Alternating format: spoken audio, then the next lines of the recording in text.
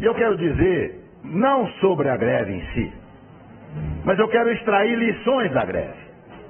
E gostaria de chamar a atenção de todos para alguns problemas que nós vamos começar a vivenciar daqui para frente, a partir do momento em que o povo começou a perceber que ele verdadeiramente é o detentor do poder. Começou a perceber que o que está escrito na Constituição Federal, que todo o poder emana do povo, não é só para estar escrito, é para ser praticado. E isso vai causar muitas mudanças na nossa vida e principalmente na vida política deste país. O que está acontecendo, ou o que aconteceu, pode surpreender apenas quem nunca estudou história. Quem estudou história, quem estuda, sabe que estas coisas não são novidades. Elas ocorrem em vários lugares do mundo há muitíssimo tempo. E eu já falava sobre a greve dos caminhoneiros há mais de 30 anos. Se alguém aqui duvidar, dá um convite, entra na minha página do Facebook e os senhores vão ver diversas manifestações de ex-alunos meus, lembrando que eu dizia em sala de aula que um dia os caminhoneiros descobririam aqui o poder que possuem e que o dia que isso acontecesse, nós viríamos coisas que nunca pensamos em ver. O que eu era? Uma pitonisa? Um adivinho? Não, um sujeito que estuda e que conhece a história. E eu convido os senhores também, se quiserem entender o que eu estou falando, a procurarem. Não temos mais videolocadora, mas procura no Netflix, procura no Now. 2 filmes. Um chamado Fist, F-I-S-T, com o Sylvester Stallone, antes dele ser o Rambo, antes dele ser o Rock. Ou então peçam um filme chamado Hoffa, H-O-F-F-A, com Jack Nicholson. Os 2 filmes tratam do mesmo problema. O que os caminhoneiros fizeram nos Estados Unidos na década de 60. O presidente do Sindicato dos Caminhoneiros da América do Norte, dos transportadores de de carga, o Jimmy Hoffa, um dia à noite foi buscado em casa por 4 pessoas e nunca mais se ouviu falar dele, nem o rastro, nem o cheiro. Provavelmente está sepultado em um pilar de ponte que estivesse sendo concretado naquele momento ali em Nova York. E lá nos Estados Unidos inteiro dizem que foi o Kennedy quem mandou matá-lo, porque não aguentava mais o que os caminhoneiros estavam fazendo com o governo americano.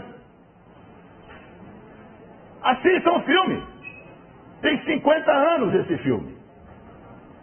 E eu já dizia para os meus alunos então, o dia que os caminhoneiros do Brasil descobrirem isso. E os caminhoneiros do Brasil não tinham organização que os americanos tinham, porque isso foi possível graças ao rádio PX que eles tinham em cada caminhão.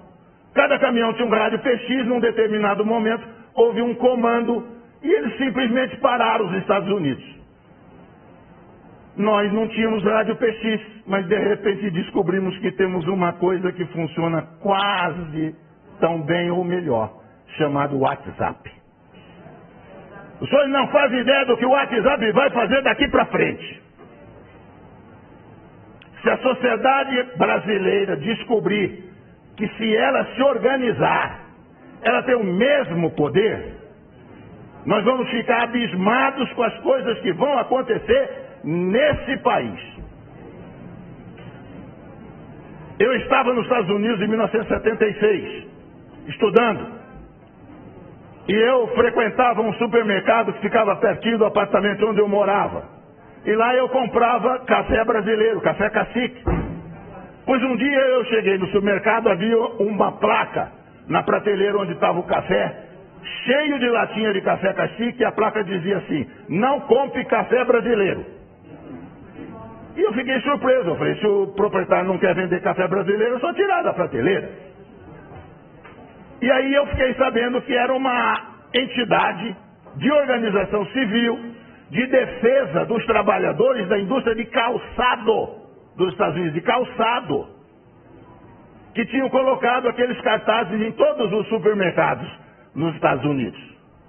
E aí procurei saber junto ao meu professor na escola o que estava acontecendo, e ele disse: o sapato brasileiro está entrando nos Estados Unidos a um preço muito baixo e está tirando emprego dos trabalhadores americanos. E nós suspeitamos que é o governo brasileiro que está isentando de impostos os calçados. Por isso que eles estão chegando aqui a esse preço aviltante. E o sapato é melhor do que o nosso, vende mais, e nós estamos perdendo emprego. Então, o que nós vamos fazer? Boicotar os sapatos? Não! Inteligentemente, boicotaram o principal produto de exportação do Brasil, que era o café. E puseram a tabuleta: não compre café brasileiro. Aí perguntei ao professor: mas por que o dono do supermercado deixa colocar no supermercado dele um cartaz desse que prejudica ele?